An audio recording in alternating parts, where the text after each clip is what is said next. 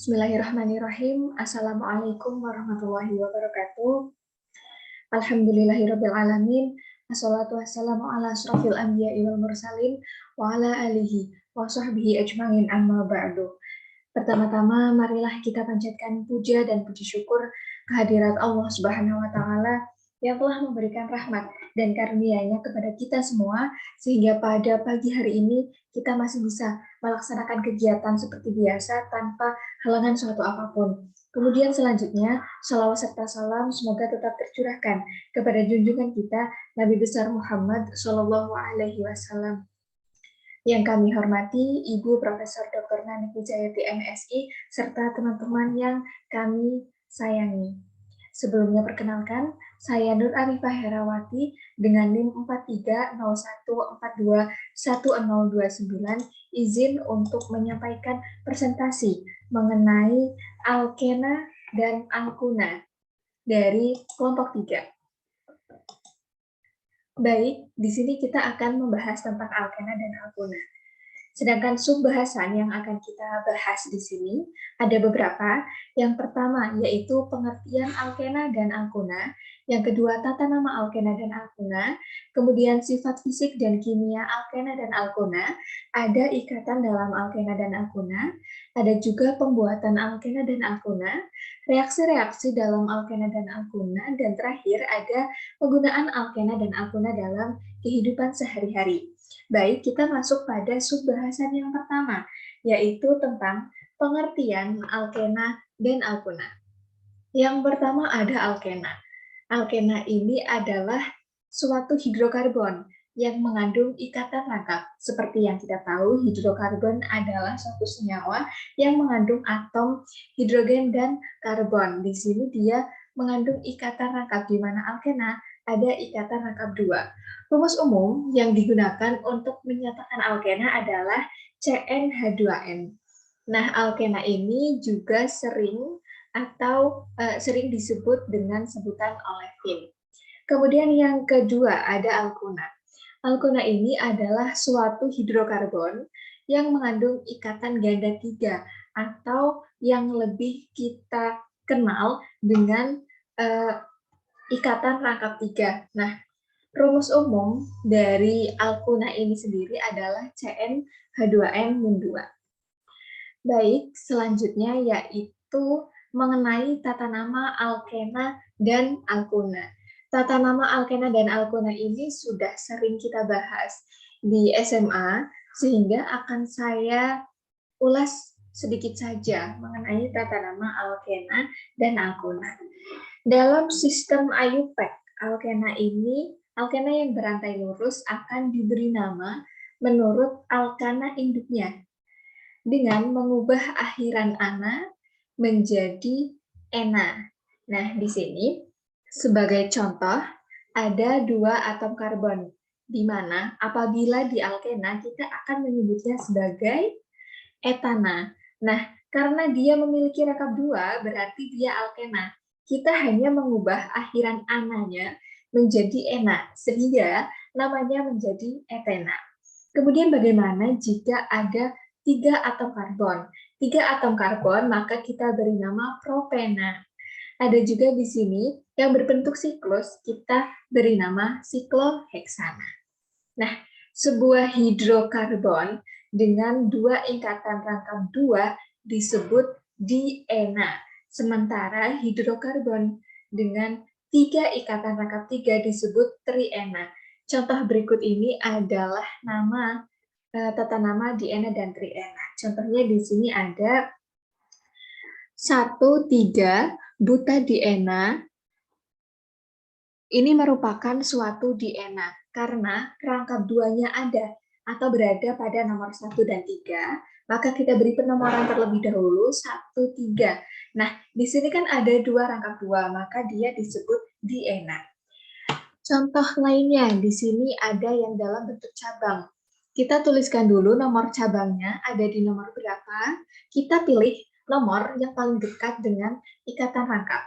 Di sini kita bisa mulai dari kiri dengan nomor 1 ada di CH2, kemudian melewati rangkap, nomor 2-nya ada di C. Nah, ini di nomor 2 kita mempunyai cabang metil, sehingga kita beri nama 2-metil. Kemudian kita beri nomor pada ikatan rangkap ada di nomor berapa? Di sini ada di nomor 1 dan nomor 3, sehingga kita tulis 1, 3. Nah, di sini rantai terpanjangnya ada 4 karbon C, sehingga kita beri nama buta. Buta diena, karena ada 2 ikatan rangkap 2. Kemudian bagaimana jika ada lebih dari 2 ikatan rangkap 2? Misal di sini ada 3 ikatan rangkap 2. Penamaan dan penomorannya sama seperti di ENA, hanya saja kita tambahkan jumlahnya. Di sini kan ada 3, berarti kita lihat ada di nomor berapa saja ikatan rangkap 2-nya ini. Di sini ada di nomor 1, 3, dan 5. Karena ada 3 ikatan rangkap 2, sehingga kita beri nama triena, 135 heksatriena. Nah, selanjutnya ada penamaan untuk alkuna. Tata nama IUPAC untuk alkuna ini analog langsung dengan alkena, dengan mengubah akhiran untuk alkuna diubah menjadi una, dan nomor posisinya ini digunakan untuk menandai ikatan rangkap 3 dalam rantai hidrokarbon induk. Contohnya di sini kita ada 5 atom karbon yang tersusun lurus, kemudian kita beri penomoran sesuai dengan ikatan rangkap 3 yang paling dekat. Berarti kita mulai dari kiri. Dari kiri kita beri nomor 1, 2, dan seterusnya sampai ke kanan. Nah, di sini rangkap 3-nya ada di nomor berapa? Kan ada di nomor 3, jadi kita beri nama 2 pentuna. Seperti itu. Baik, selanjutnya kita akan masuk ke sifat fisik dan sifat kimia dari alkena dan alkuna. Yang pertama kita mulai dari sifat fisiknya alkena terlebih dahulu. Untuk sifat fisik alkena ini identik dengan alkana induknya. Nah, di sini alkena memiliki sifat fisika yang sama dengan alkana. Perbedaannya itu, alkena ini sedikit larut dalam air. Kemudian titik leleh dan titik didih alkena itu hampir sama dengan alkana yang sesuai. Semakin bertambah jumlah atom C-nya, maka harga NR-nya ini akan besar, sehingga titik didihnya ini semakin tinggi. Kemudian sifat kimia dari alkena yaitu alkena jauh lebih reaktif daripada alkena. Kenapa? Karena ada ikatan rangkap, sehingga reaksi alkena itu terutama terjadi di ikatan rangkap tersebut. Sedangkan alkena itu kan tidak memiliki ikatan rangkap, jadi dia tidak lebih reaktif. Selanjutnya ada sifat fisik dan kimia dari alkana. Yang pertama, sifat fisik dari alkana ini sama dengan alkana dan alkena. Alkana ini juga sedikit larut dalam air. Kemudian sama, semakin bertambahnya jumlah atom C, maka harga NR-nya ini semakin besar. Titik didih alkana ini mirip dengan alkana dan alkena yang bersesuaian. Apabila AR-nya semakin tinggi, maka titik didihnya juga semakin tinggi. Kemudian sifat kimia dari alkana. Sifat kimia dari alkana, reaksi-reaksi pada alkana ini mirip dengan alkena. Bedanya hanya membutuhkan jumlah reaksi yang lebih untuk penjenuhan ikatan rangkap atau reaksi adisi.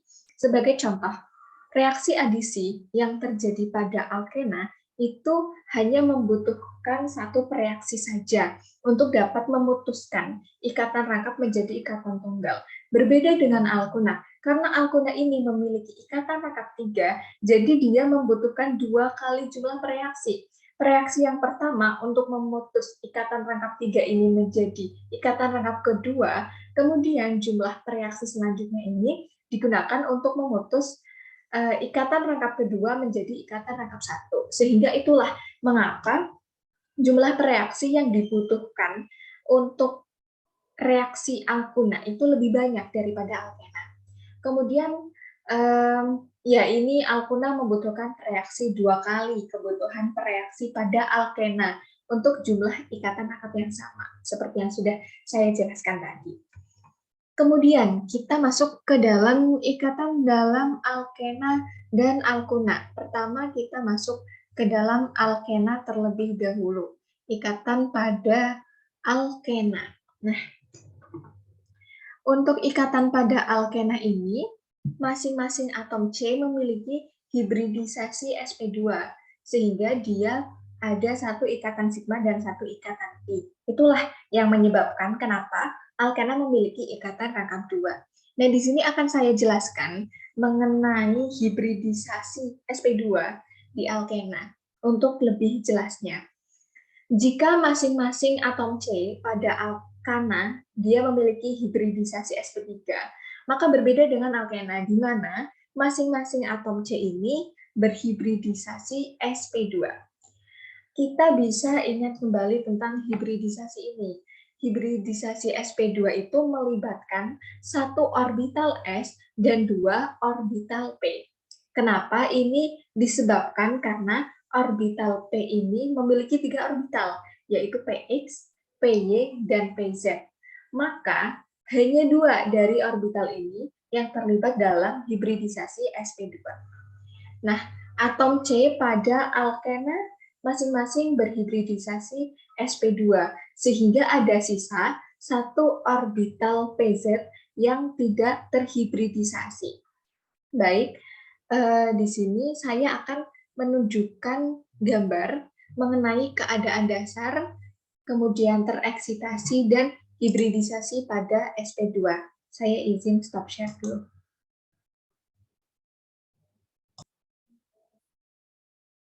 Baik, saya akan melakukan share screen. Akan saya tunjukkan keadaan dari hibridisasi sp2. Ya, ini seperti bisa dilihat di layar. Pertama, keadaan dasar.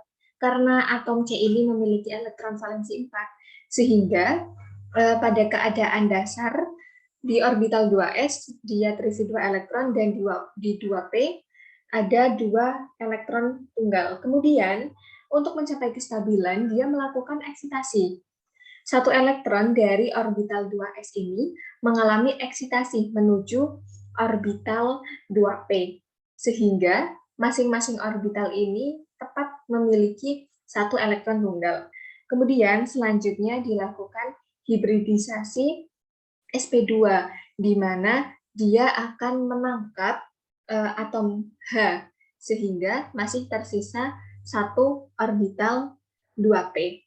Hibridisasi sp2 ini berbentuk segitiga planar. Artinya, orbital sp2 ini akan terletak pada bidang mendatar, sedangkan orbital pz dari masing-masing atom C ini akan terletak tegak lurus dengan bidang sp2 ini.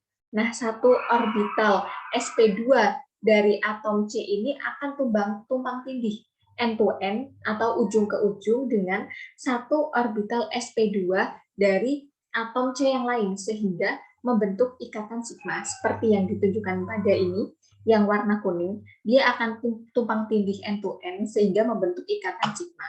Nah, sedangkan sisa orbital sp2 dari kedua atom C ini akan dipakai untuk tumpang tindih dengan orbital 1s dari atom hidrogen, sehingga akan membentuk ikatan sigma seperti yang ditunjukkan dengan warna kuning ini.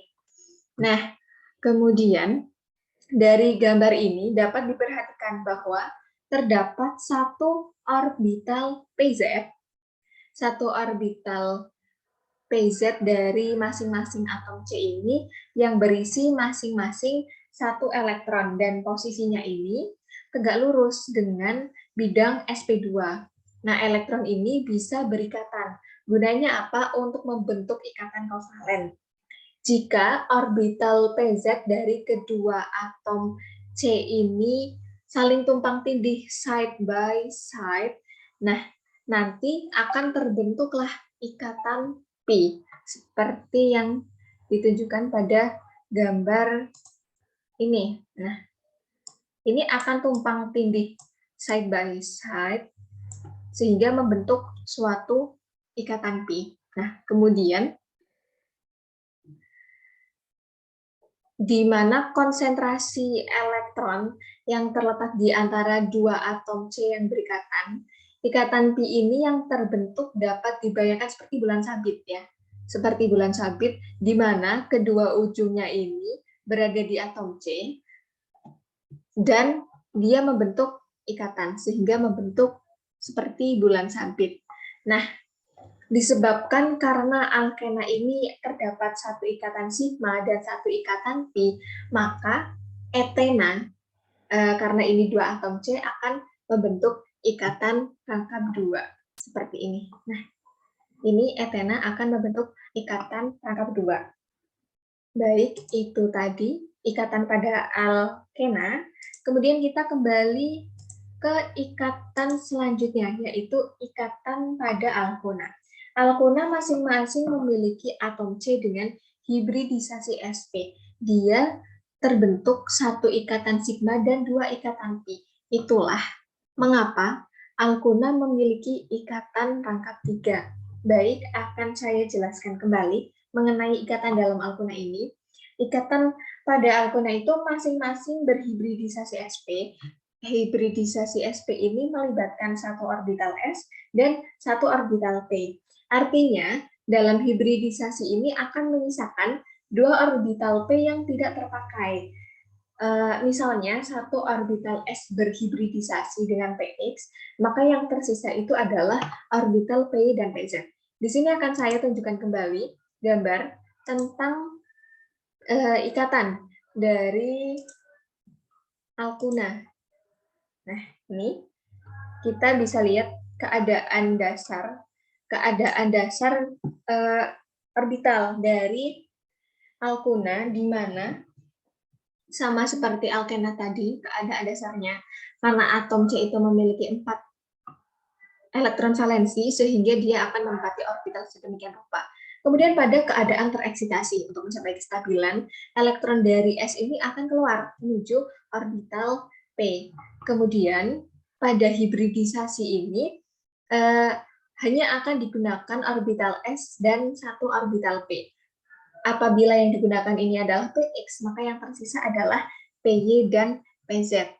Nah, satu orbital sp atom C ini akan saling tumpang tindih, dengan satu orbital sp dari atom C yang lain, membentuk ikatan sigma. Kemudian sisanya masih ada sisa satu akan dipakai untuk berikatan dengan orbital 1s dari hidrogen ini. Nah, selanjutnya, jika kita perhatikan, masing-masing atom C ini akan menyisakan orbital Py dan orbital Pz, yang letaknya itu saling tegak lurus satu sama lain. Masing-masing orbital Py dan Pz ini berisi satu elektron. Nah, jika orbital Py masing-masing ini saling tumpang tindih, side to side, dan juga orbital Pz ini saling tumpang tindih, side to side, maka akan terbentuklah dua ikatan pi yang saling tegak lurus posisinya. Nah, bisa kita lihat di sini, di mana ini yang kuning adalah orbital s yang digunakan untuk membentuk ikatan sigma, baik dengan orbital s yang dari C yang satunya maupun berikatan dengan hidrogen. Kemudian yang biru ini yaitu orbital Py yang tidak terhibridisasi, dia akan side to side dengan orbital Py atom C yang lain, juga dengan orbital Pz ini dia akan side to side dengan orbital Pz yang lain, sehingga ikatan pi yang terbentuk itu ada dua. Molekul etuna ini berbentuk linear karena adanya ikatan rangkap itu tidak memungkinkan proses di antara kedua atom C untuk saling berputar satu sama lain, sehingga inilah terbentuklah ini ikatan rangkap 3 berbentuk linear atau lurus. Baik, kita kembali kepada PowerPoint-nya.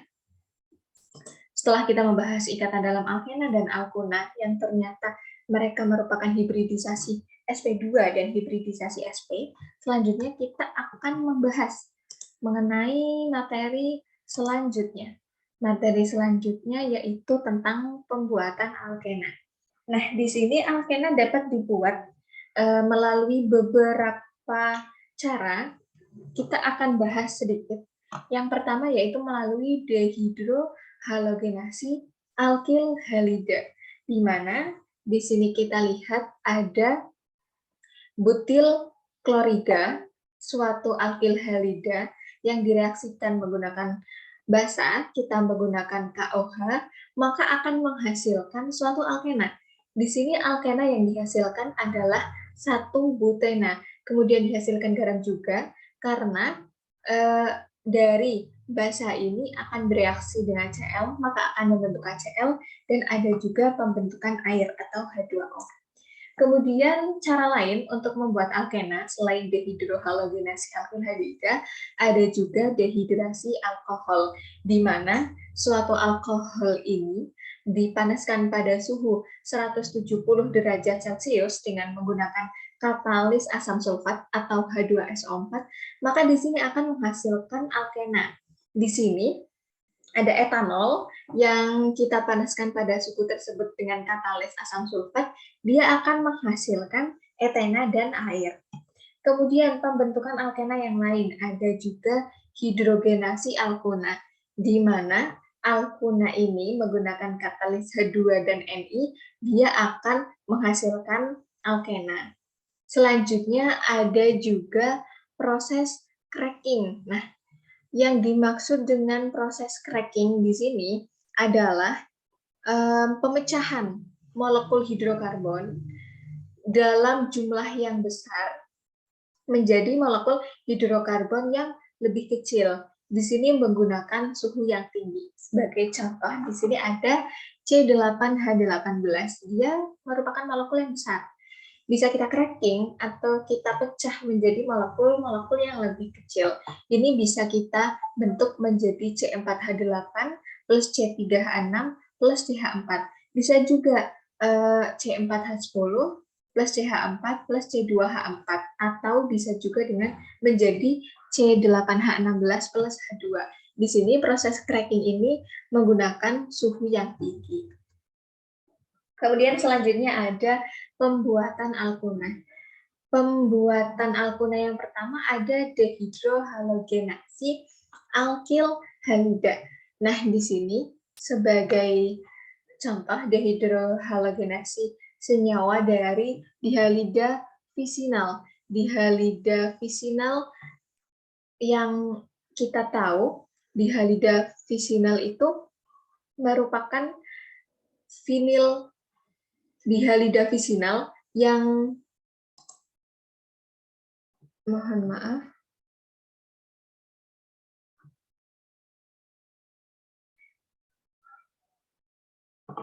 visinal dihalida atau dihalida visinal ini merupakan atom halogen yang berikatan dengan atom karbon yang bersebelahan. Misal di sini kita ada di dihalida visinal ini, kemudian setelah dehidrohalogenasi menggunakan basa dan HX, dia akan menghasilkan vinil halida. Kemudian selanjutnya produk akhirnya dia akan menghasilkan alkuna. Sama dengan dihalida geminal ini, di mana dua atom halogen ini berikatan dengan atom karbon yang sama. Dia akan menghasilkan vinil halida, kemudian proses akhirnya dia akan menghasilkan alkuna. Pembuatan alkuna yang kedua yaitu reaksi asetilida logam dan alkil dengan alkil halida primer. Di sini bisa kita lihat asetilida logamnya ini dia bereaksi dengan alkil halida primer sehingga akhirnya dia akan membentuk alkuna. Kemudian selanjutnya untuk setelah kita mengetahui beberapa proses-proses untuk pembentukan alkena dan alkuna, di sini kita akan membahas mengenai reaksi-reaksi yang terjadi pada alkena dan alkuna. Yang pertama, reaksi pada alkena. Pertama ada reaksi adisi. Reaksi adisi ini terdiri atas beberapa. Yang pertama yaitu reaksi adisi hidrogen halida atau hidrogen halogenasi, di mana asam-asam halogen ini jika mengadisi alkena maka akan membentuk senyawa haloalkana. Contohnya di sini ada propena yang diadisi dengan HCl, maka dia akan membentuk senyawa haloalkana. Di sini kita menggunakan hukum Markovnikov yang menyatakan bahwa HX atau asam halogen ini apabila mengadisi pada alkena, maka atom H-nya akan diikat oleh atom karbon di ikatan rangkap yang mengikat atom hidrogen lebih banyak. Pada contoh ini, karbon yang terikat pada ikatan rangkap itu ada CH dan CH2. Sehingga H ini akan mengikat CH2 karena dia memiliki atom hidrogen lebih banyak. Dan Cl-nya ini akan mengikat CH karena di sini atom hidrogennya lebih kecil. Dia mengikuti hukum Markovnikov. Kemudian reaksi yang kedua yaitu ada reaksi adisi air atau hidrasi. Dia menggunakan katalis asam atau H2SO4. Air ini dapat mengadisi alkena dan hasil akhirnya ini berupa alkohol. Nah, di sini hasilnya merupakan alkohol tersier. Kemudian selanjutnya ada reaksi adisi brom dan klor atau brominasi dan klorinasi. Pada temperatur kamar ini, brom dan klor akan atau dapat mengadisi alkena sehingga menghasilkan senyawa dibromida dan diklorida.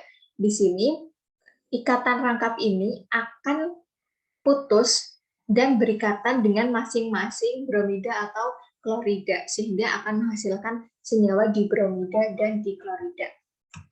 Kemudian selanjutnya ada reaksi adisi hidrogen, di mana alkena ini dapat diadisi oleh hidrogen dengan bantuan katalis logam-logam transisi seperti PT, PD, dan Mi. Nah, contohnya di sini ada 2 butena. Dia diadisi oleh hidrogen dengan bantuan katalis PT atau C, sehingga akan menghasilkan butana.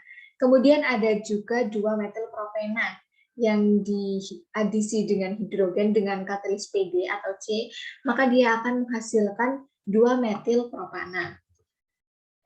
Kemudian ada reaksi adisi ozon atau ozonolisis. Jika ozon mengadisi alkena, maka dia akan membentuk zat dengan struktur siklik, yaitu monolozonide. Nah, monolozonide ini akan berubah menjadi ozonide, sehingga akhirnya dia akan membentuk aldehid atau keton.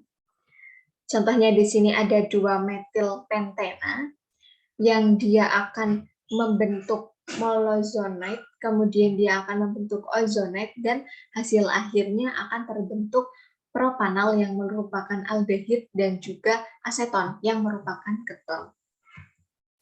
Selanjutnya, di alkena selain reaksi adisi, dia juga melakukan reaksi oksidasi, di mana alkena ini dapat dioksidasi dengan kalium permanganat, sehingga dia akan menghasilkan glikol.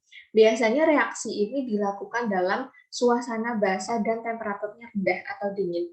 Contohnya di sini ada propena yang dioksidasi oleh 2KMnO4 atau kalium permanganat. Ada juga di sini air, sehingga dia akan menghasilkan 1,2-propanadiol yang merupakan suatu alkohol. Kemudian dihasilkan juga 2MnO2 dan 2KOH.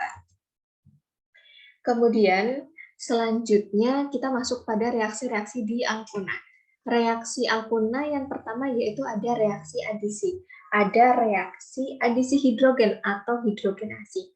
Jika alkuna ini direaksikan dengan hidrogen atau H2 dalam pengaruh katalis logam transisi, maka dia akan menghasilkan alkana.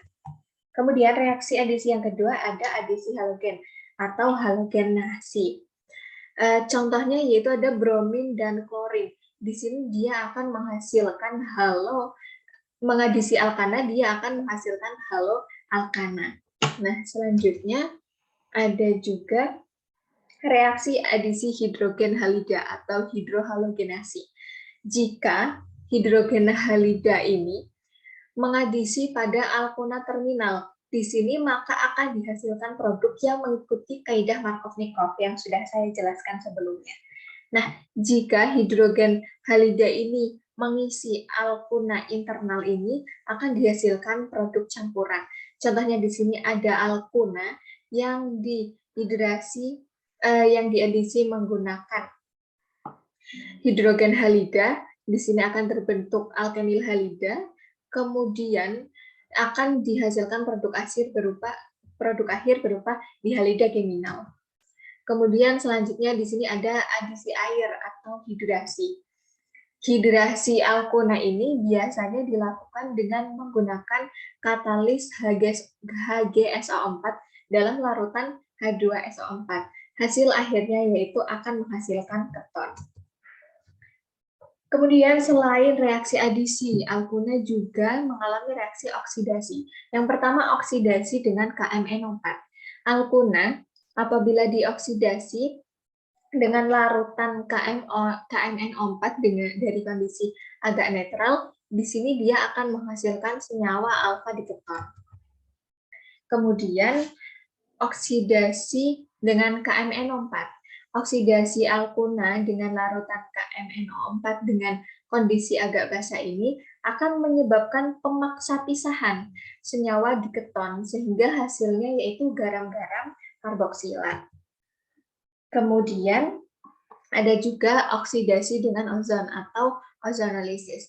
Ozonolisis pada alkuna ini disertai dengan hidrolisis akan menyebabkan pemaksa pisahan ikatan ganda 3 atau ikatan rangkap 3 ini sehingga dihasilkanlah suatu asam karboksilat.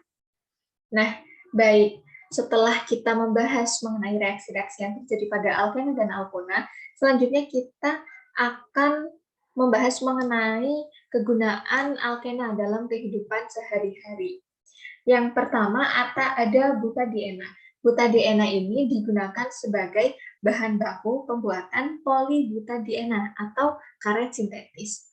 Kemudian yang kedua ada etena. Dengan rumus C2H4 ini digunakan sebagai bahan baku pembuatan polietena dan senyawa organik intermediate seperti kloroetena atau vinilklorida dan stirena.